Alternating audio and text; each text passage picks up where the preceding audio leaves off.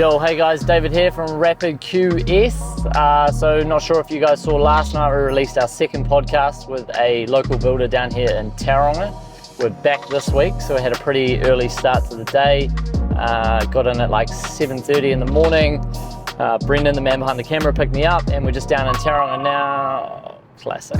That slight interruption, that was actually the guy we're going to meet. So we're just down here in Tauranga today, catching up with Troy at Davy Construction. They've been doing quite a bit of social media work. We would have reached out maybe before Christmas last year, and yeah, so we just agreed a time and a day. So we're going to come around here now, go check out one of his jobs that they have got in construction at the moment or nearing completion, and then we're going to go sit down with him for 45 minutes, have a chinwag around how he's run his business, challenges he's overcome, problems he's faced, what his goals are, and we'll try to find out if he's got any hobbies outside of building, because most of you nutcases don't. So yeah, stay tuned for this one, and yeah, thanks very much for watching.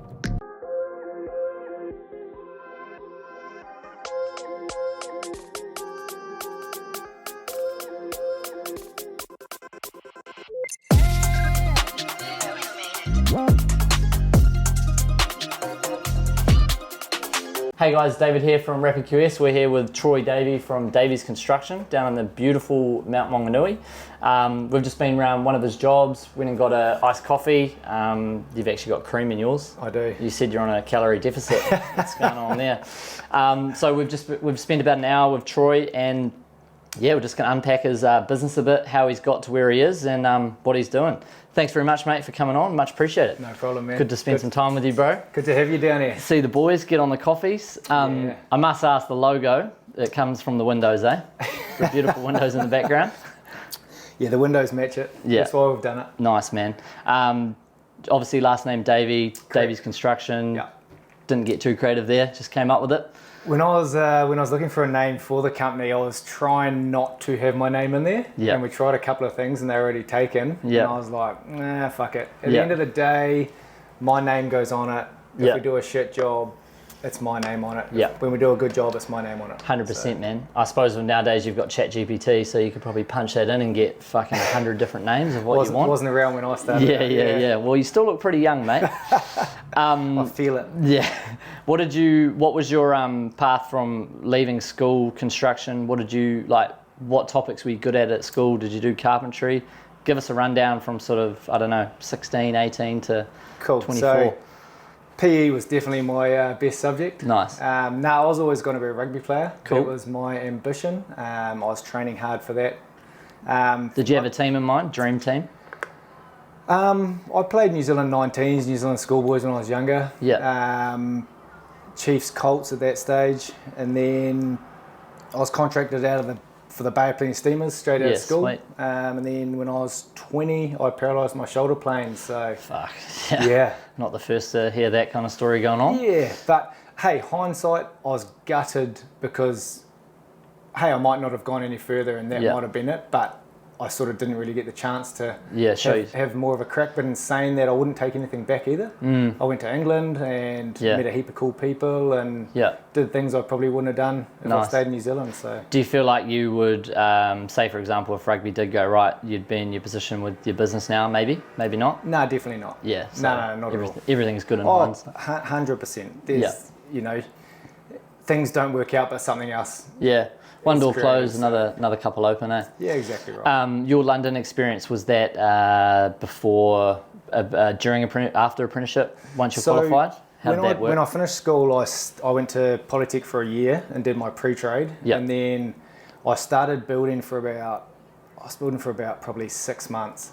And it was hard on my boss because I was trying to train in the mornings, go to work, come home, train. I probably wasn't putting everything into building like I should have. Yeah. So I did about 6 months and then I went and worked for my dad, who was a fencing contractor. Yeah, cool. So I could take the time off to train, do what I needed to do. I got paid for the hours I was at work. So. Yeah, sweet. Father being farming background, correct? Yeah, correct. Did some fencing, tools, hands-on. Dairy farmer and then fencing contractor. Yeah. So. How did building sort of come about? Would you say it was your old man that pushed you into it, or did someone give you a direction? No, I suppose I've always worked with my hands. Yeah. I'm Yeah, I'm a builder. Yeah, sweet. I'm a front row forward. Yeah, nice, man. You're a hard worker. I'm not the cleverest knife in the drawer, you might say. Yeah. But it was something I wanted to do, but I wouldn't say I was really passionate about it, because at the time everything was going into rugby, but I knew I had to have something behind me in case I did get injured. Yeah, for sure, man. So. Yeah, that's a killer. Yeah. So you did the Polytech stuff, did some fencing. Did you pick up an apprenticeship straight away? How did that work with your first full-time job? I picked up a job straight away. He told me, my boss at the time, I was going to have to start working Saturdays to get an apprenticeship with him. So that wasn't going to work for me, because obviously I was going to play rugby, and that was what I was going to do. So that was my first and foremost. So I did about 6 months building, and it just became the easy option for me that I was going to chase rugby while I was still young and I could. Yeah. How'd you get your first job? Door knock? Family friend? No, the Polytech. Oh, the Polytech actually help they help put you into it. Yeah. So. Geez, what was the minimum wage back then? Training wage? Jesus, no, I think probably about the same as this coffee. I started on about $8. Yeah, it would be similar to the Americano we just bought. Yeah, I think I paid $7.50 for that, so you're pretty right. Yeah. So not a lot. Yeah, cool. And how long did your apprenticeship take at that time to get finished? So say then I went fencing, went to England after I hurt myself. Okay, cool. And then when I came back, I already had a job to come back to. Nice. One of my mates at the time had just started up a company, and so I went and worked for them. Cool. So I think it took me, by memory, it was just over 3 years to do my apprenticeship. Yeah, and I won't say back in those days because it makes you sound old, but was that like paperwork and practical at the same time, or did you do all your papers at Polytech and then it was just practical? Yeah, Polytech helped. Okay. So it was a bit of both, but a lot of those units were signed off. Okay, cool. So you would say maybe 70% was done at Polytech? Yeah, 30%. Paperwork side, Yeah, nice. So your mate was your boss sort of at the time? Yeah. Did he have to help sign stuff off, give you the right work units to do? Yeah. So I was probably pretty lucky because they're doing a big variety of work. Yes, sweet. They did renovations, they did new builds, they built decks, they did subfloor. Yeah. Whereas some apprentices these days don't quite get that option. Yeah, I was going to say maybe not so much Tauranga, but bigger markets, Wellington, Christchurch, Auckland, where you sort of see you would be on a framing job for a year. And I'm like, well, if there's however many standards and you've only done one unit for a year. Also, some of them that are doing group housing, they'll sit in there. They'll never do a slab. Yeah. They'll never do a timber subfloor. They don't do decks. Yeah. They stand frames. If they're lucky, they'll work on 2 or 3 different claddings. A lot of them don't even put their own joinery in. Yeah, that's right. They've got stores for those now. Yeah. I reckon from what we see, obviously in Auckland stuff, there's so many specialties, but you would probably confidently say regional builders are a lot better than big city guys. Yeah, within reason. Maybe across the board, general variety. I think definitely once, like Tauranga, hey, we're still a city. Yeah, still a city. Not quite the size of Auckland, but yeah, once you get into your central North Island, you're not going to have your specialties like you are up north. Yeah, absolutely. So finish your apprenticeship. After that, did you have another boss after that, or was it straight? Yeah, I did. I had another boss. I did a little bit of stuff, just mucking around for myself, and then I went and worked for another company for a couple of years. Cool. What was their main sort of work? Sort of quite high end, but a bit of everything. They didn't,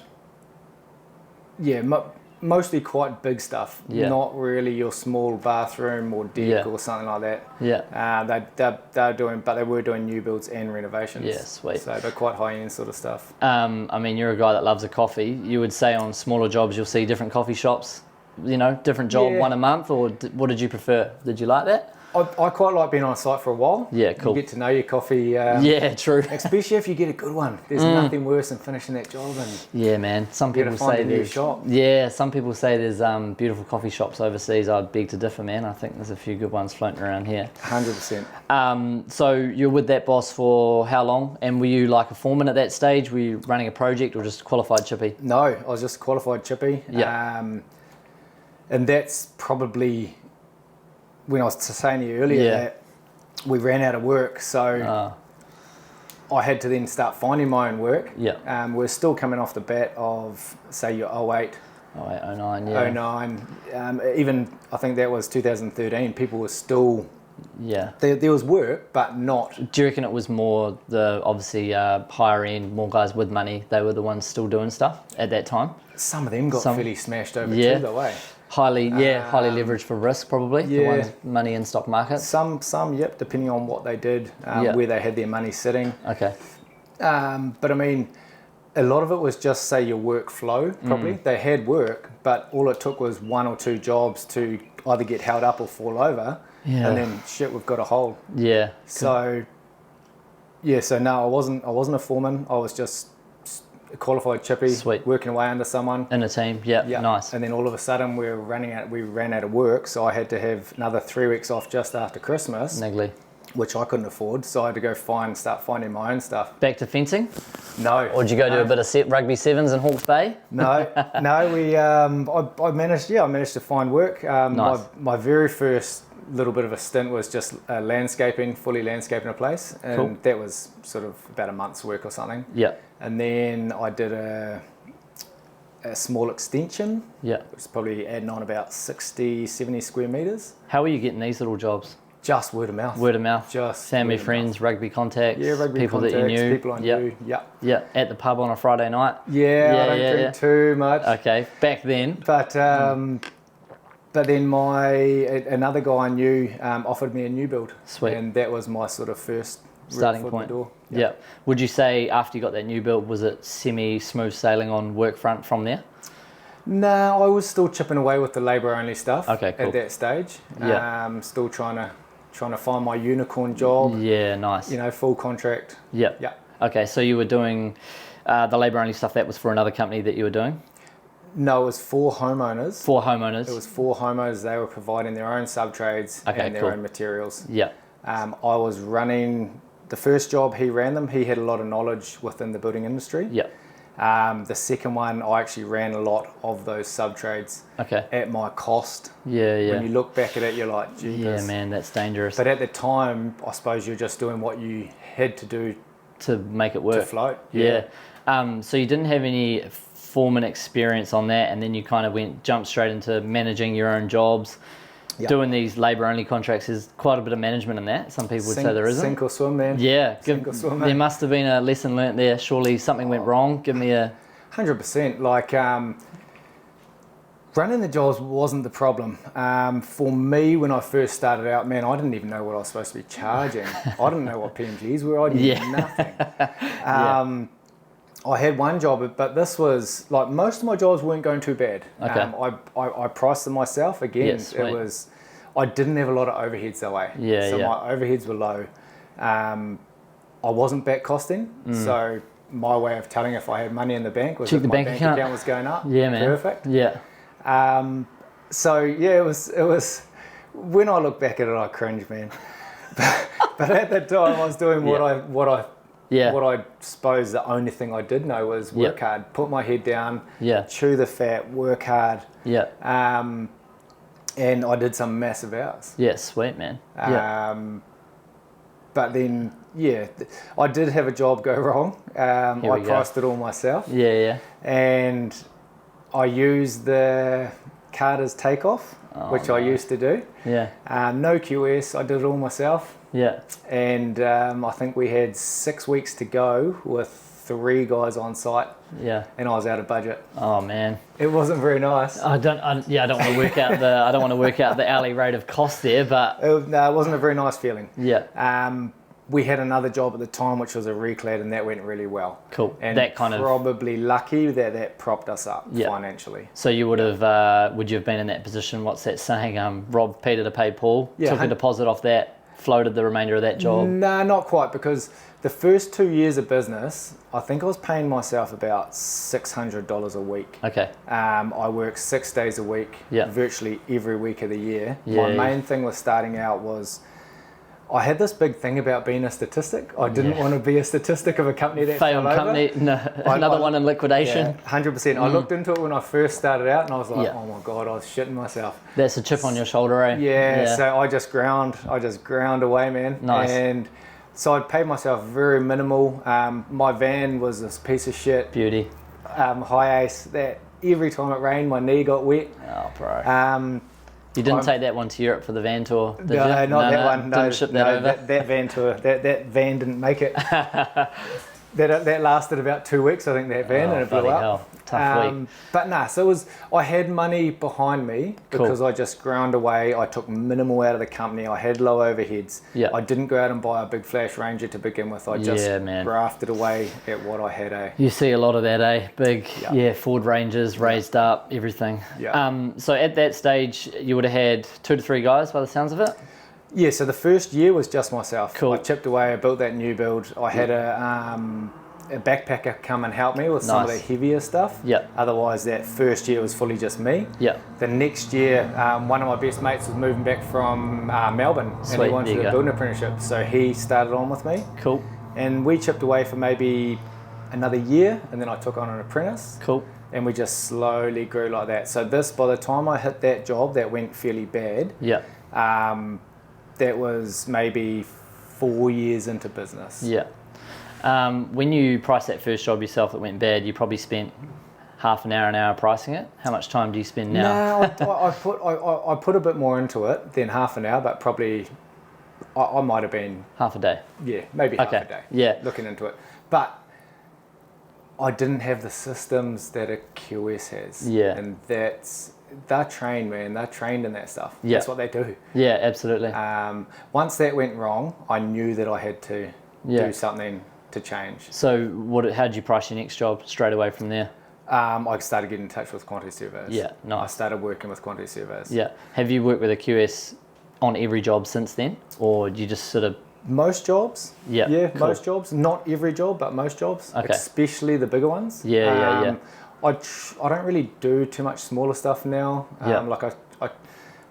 After that, I was still doing, say, your bathroom renovation and things like that, and I would price the smaller ones. But the bigger jobs, you're anything over 100,000 plus. You get someone to do it. Bring someone in to do it. Yeah. When you pay the QS to do that, you obviously add those fees into your business structure, into the price proposal for the client. Yeah. When you get a lead, like how do you sort of manage a new lead from the get-go? Phone call, what's the process at Davy Construction when you get a phone call to sign contract? So this is what I've found. So since I've come straight off the tools, I've been off the tools now for about nearly 7 years. This is the biggest irk, is trying to wean out the tire kickers. Yeah, for sure, man. I went through a stage of, especially as your company grows, you think, jeepers, I need more work. So you just go and look at everything. Yeah. And you can't do it. Nah. So the main thing I'm trying to look for is where they are in their journey. Yeah. You don't always get it right. Yeah. Sometimes you muck it up, and sometimes you think, man, this dude's a tire kicker, but something tells you to go and see them. Have a crack at it, and you do, and you get their job, and you're like, shit, I'm glad I sort of followed my gut on that one. Yeah. But when that lead comes in, I'm trying to wean out where they are in their journey. Yeah. So through our website, we try and do that with some of the questions that we ask them. Cool. So it's not just a name and phone number. What kind of things are they filling out? They're filling out a form to say, hey, where are they in their journey? Okay, cool. Are they going to build within the next 6 to 12 months? Yeah. Do they have plans? Yeah. That type of thing. Okay, cool. Yeah, no, that makes sense. If they don't have plans, then I'm trying to say to them, hey, I can give you designers. If you've got designers, perfect, we can build it. Otherwise, I can put you onto designers. Yeah. Start getting the design done, and then we can start giving you prices. Cool. Would you say the majority of the clients that come to you now are, say, like we call them warm clients or word of mouth clients? And do you feel like because of that, your sales or weaning out process is a little bit less now? They're coming to you for you? Yeah. Well, I can start to see where they are in their journey. Yeah. Because of our marketing, I suppose you could say that they're a bit warmer. They know a bit more about us. A lot of the time, they've been put on to us by someone else we've built for previously. Yeah. So okay, they already know a bit about us. They then go into our website. They can then see our team. Cool. A bit about our team. Possibly who's going to be on their sites. Yeah, for sure. So yeah. Tells a bit of a story. Yeah, tells a story. Paint a picture what it's going to look like. Who's the brains behind the marketing stuff at Davies? So we've got a marketing company called Wisp that we based deal here. With. Yeah, based here. Yeah. They've been with you for a while. So I've been working with them now for about the last, be getting close to a year now. Okay. We were with an Australian-based company. Yeah. How did that work? It was good because it built our brand but then we got to a stage where I don't think we could grow much more with them. Oh, I see. So we wanted to bring it back home. Yeah, and cool. The company we deal with now is awesome. Yeah, nice. So they come out onto our sites, they interview us. Yeah. They talk to the boys, see what they're doing, they take photos, they take drone shots. Yeah, nice. Yeah, it looks good. Are they the ones that gave you the inspiration for the Instagram work? We had Instagram stuff going on beforehand, but they fully run the page now, and I think they've just given it probably a different perspective on it all, and they push it probably a bit differently to how, because we were doing a lot of the Instagram stuff. Whereas some of the stuff that the Australian company were doing was a lot more generic and probably not as tailored, not as personal. Not at all. Yeah. Okay. Do you get many like direct jobs through Instagram, or do you find it's just like a online hub, bit of a CV, this is what we do? So I mean, it's because it's important. I think Instagram is so important. It's 100%. It's important. Whether it comes directly from there or not, I don't know, and that's something maybe I should track a bit more to see what the numbers are. But it does a few things. One, your brand recognition. Yeah. Okay. People you know what it's like. They're like a stalker, eh? 100%. When someone logs into your stuff, next minute, holy shit, Davy Construction's attacking me. Yeah. Every time you open your Instagram and you just want to see something about Troy's mug pops up, man, and then I'm having dreams about you. Talking a bit of guff. So absolutely, you can direct market people, and it's stuff that I don't know a lot about. Yeah, but that's where the marketing company I use, they're good. Pay a specialist to do a special task, man. That's the one. 100%. So we talk about specialising, getting guys that are good, like your internal management structure at Davy Construction. Obviously, we'll call you the head honcho. How does it work from there? Don't tell my wife that. Yeah. Well, we can edit that out. So what's does she have much of a role in the business? You obviously do X amount, and then just run me through. Just want to know, foremen, apprentices, builders, how it works day to day. So. Yeah, me and Briar, we've been working, so ever since my son was born, it's coming up 7 years now, she's been working for us. So her background is a chartered accountant. Cool. So with her background and me as the builder, I've learned a lot of lessons when it comes to financials and budgeting and just even back costing, following jobs. She's got a massive role within the company. That's good. I had a lot of hats on ever since I've been off the tools. I was business owner. I was finding our work. Sales, marketing. Just running the boys, operations. Yeah. So then slowly, year by year, in the last few years, we've split out. So we've brought in marketers. Cool. We've brought one of the boys off the tools, Matt, who's come into a project management role. Yeah. And then, so we're running that. I'm working closely with Matt. Briar's doing all the numbers.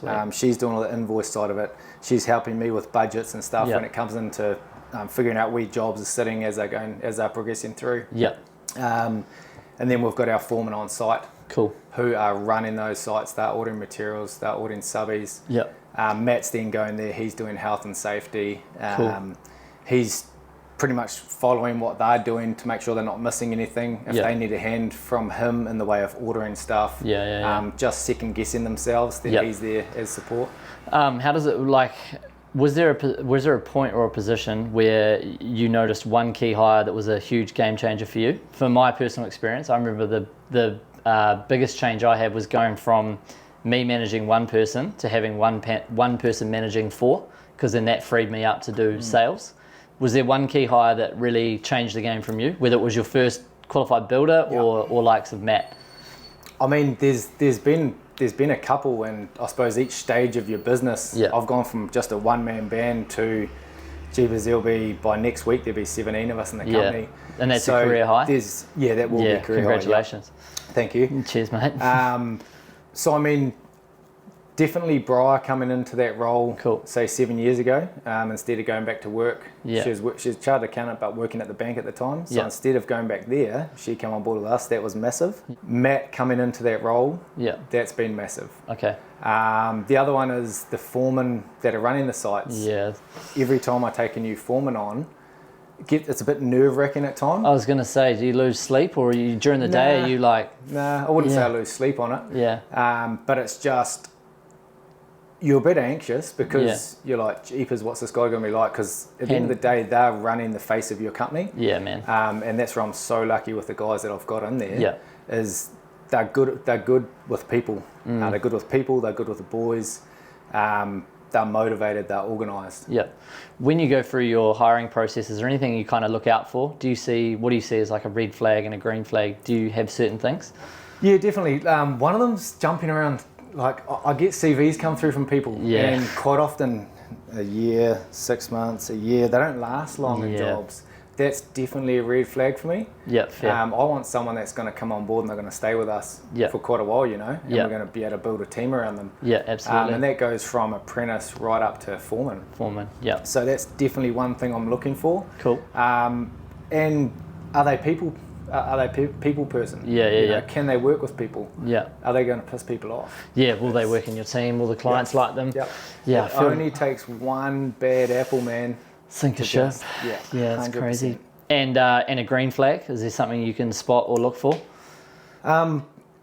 Like we were talking about before, like you want people that are motivated. So if they've got something in their past where they've had to actually put their mind to something and graft away to be able to achieve something, to me, that is a green flag straight away, because it's like, okay, this dude, he actually knows how to work for it. Yeah. He's not just going to turn up and think everything's going to be handed to him. Yeah, for sure. He's not afraid of a bit of graft. Yeah. Because there's some shit jobs in building. Yeah, Let's face it. absolutely, man. Digging fucking pile foundations under a shitty house for 2 days. Yeah, trying to get concrete in. That's not fun, man. I love talking about the hiring process, because I feel like so much stuff we get is how do I go out on my own? How do I get more money? And I'm like, well, if you become really good at just one thing, or just get real good at your job, you'll probably make more money. So chip away. It takes time, eh? Yeah, absolutely. I've seen some guys, they start out and man, they got 5 guys within the first year, and I take my hat off to them, because man, there's no way I could do that. I would have shat myself. Yeah, that's It was tough. scary getting my first full time, and luckily he's one of my best mates. So. Yeah, absolutely. I see you've got an ebook on your website. What was your inspirations behind doing that? Did someone push you to it? Did you just want to put some knowledge out there? Yeah, so I'd like to say it was my idea. Okay, but, cool. No, it was, I did a mentorship with a guy that helped me to actually learn to run a business. Yeah. Because like I said at the start, man, I knew nothing. Jumped in, eh? Yeah. So I had a business coach for quite a while, and that was one thing that they were pushing. Yeah, cool. But the whole thing around it is just trying to give someone a bit of guidance or a bit of insight. These are the things. Have you thought about? Just so they can, when they're trying to select a builder, they've got some knowledge of what they're actually wanting, because some clients don't really know what they're looking for. Yeah, absolutely. I feel like there is a lot of information out there for guys trying to do it. Maybe 5-10 years ago there was minimal information on how do you sell, how do you market, how do you invoice, what's zero, There's a lot more, 100%. There wasn't a lot around when I started. No. So I was talking to people, and I was just trying to learn like that. Yeah, fair enough. What do you see sort of market stuff doing in the next 12 months? And on the back of that question, what's your pipeline like for the next 12 to 24 months or 12 months? It's interesting. I think this is going to be an interesting year, man. I have to ask. Yeah, 100%. And it's a hard one, because like our pipeline looks good. We've got we've just taken on 3 more guys. Yeah, like I say, we're at a record high of employees. Cool. Not just employees, team members, I call them. They're our team. They almost become family, You do a lot of stuff with them. But we're at an all-time high, whereas you hear of some companies now that are really struggling. And some of that might just be, hey, a job or two's tipped over. or they just don't have anything coming through the pipeline. Yeah. And that's what I mean. It's a hard one to gauge because I still think there's a bit of hurt out there. Yeah, for sure. Inflation's still sitting too high. So people are still going to be a little bit wary. Interest rates are high.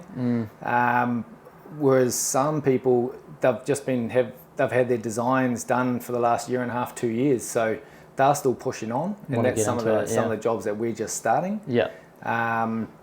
We are still getting new leads coming in. Yeah, sweet. So, hey, for us, it's going to look pretty good. Yeah. Unless one or two of those start dropping off. Yeah. At what stage do you go, like, at what stage do you know the job is fully gone ahead? Like, do you know a signature on a contract is go, or are you first deposit? Once I've got a deposit in my account. Yeah.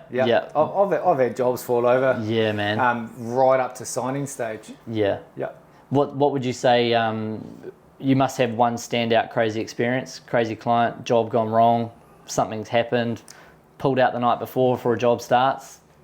Yeah. Got something? we had a job go wrong. It didn't end up in court, but it could have. Hey, I don't think she was quite correct in some of the stuff she was saying, but then she probably didn't think I was quite correct in what we were saying. But at the end, we came to a negotiation. Yeah, that's good. We got in and resolved what she wasn't happy with. Yeah. And to the point where we actually finished it nice. Quite sort of happy with each other, which was nice because there was a point there I was like, holy, where's this going to go? Yeah. And it was a turning point where I was like, man, what am I doing? Do I actually want to be doing this? I wasn't sleeping very well. It wasn't very nice. Yeah, but it's tough. We got through it. Sometimes it's not nice to say, but sometimes you've just got to bite your lip and just do the job. And the standard in which my guy did a couple of things wasn't flash. Yeah. And so we had to go back in there and we had to fix it. But some of the stuff that she was pushing, I didn't think she was correct either. Yeah. But at the end of the day, we need to do a product that we're happy with and our clients are happy with, or else she's going to, they're not going to be happy and they're not going to push your name somewhere. So. Yeah. Some of those can be, you kind of got to use the theory of short-term sacrifice, long-term gain. Like, we're not going to make money here, but at the end of the day, we've got 2 weeks left. Let's just nut it out and do it. Might cost the company $1,000, $2,000, but we're going to get it done. 100%. And when I look back on that job now, I look at it and I'm like, shit, I probably should have talked to her more. Yeah. When I knew it was starting to go a little bit pear-shaped, I actually should have talked to her a little bit more, communicated, and got that sorted and nipped it in the butt early. Yeah, instead of letting it. Because most jobs have run so smoothly, I just never anticipated one of our jobs going like that. Yeah, for sure. But I learned a big lesson. Yeah. And hence the reason I've really brought one of my guys into project management, because I need that person communicating with the owners, and I just didn't have the time to do it. Yeah.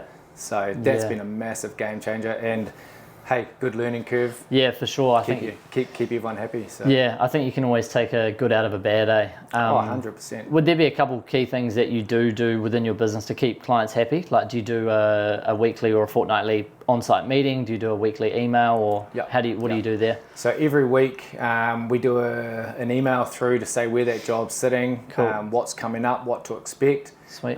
Depending on where they're at, hey, we need to make sure we're starting to get paint colours all sorted. If they're not working with interior designers, then we need tile selections, we need floor selections. So just giving them plenty of notice and not just dropping the hammer on them to say, hey, on a Friday afternoon, say, hey, Monday we need paint colours. Get busy Saturday, Sunday. It's just trying to communicate more, and that's where Matt in that role is bloody good. He keeps that point of contact with the owners, they know what's happening. And then we're trying to have regular budget catch-ups as to where those jobs are sitting as well. Cool. So. Talking on budget stuff, you were saying earlier, pre-COVID, you're doing a lot of fixed price. Charge up now. Virtually all charge up now. Every now and again we get a client that the bank says that they have to have a fixed price, and we'll fix price stuff. But for me personally, I think I just think it's fairer to go charge up. As long as you've got a team that puts their head down, they work hard. You've got we've got a system. Well, we've got systems we follow. We've got schedules we follow. Yeah. And owners tracking that from the background. We're having regular catch-ups. They can come on site and see what we're doing. Yeah. I just think that that's the fairest way to do it. Open book. Yeah, fair start. I mean, if it works for your business and you're still here, man, that's the dream. Yeah. What's the hardest sub-trade to get here in the Mount Maunganui? Who's scarce?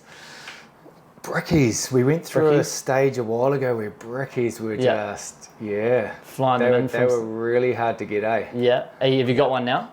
Yeah. Okay, cool. Yeah, bricky blocky that we were with. Nice. So, but they got really tough. Yeah.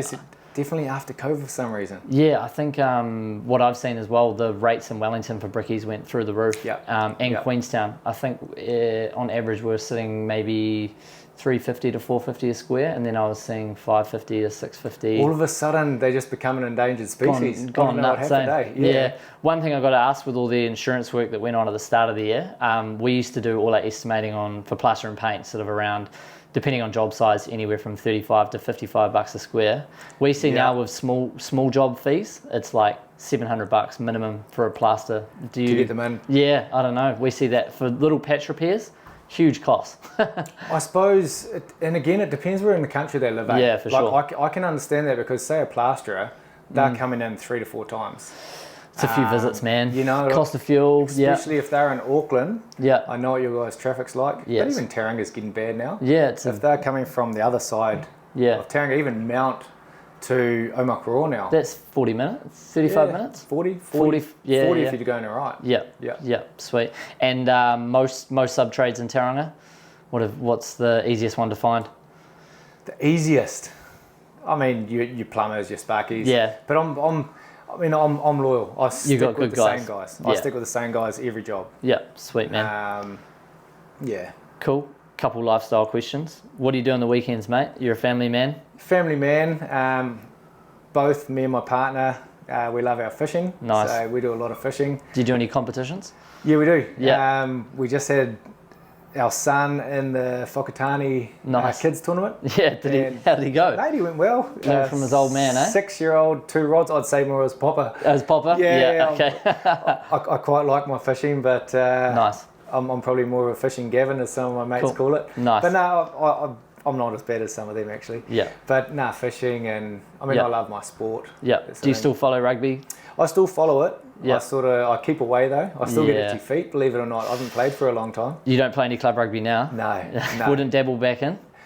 I did when I came back from England. Yeah. But when I started the company, I stopped playing. Yeah. Yeah. Cool. No, good as gold. Rightio, mate. I think we're all done here. Good bit of business questions, bit of lifestyle. Thank you very much for jumping on. Perfect. Much appreciated. Thank you guys for coming down. Cheers, bro. Awesome, Legend. man. Thank you.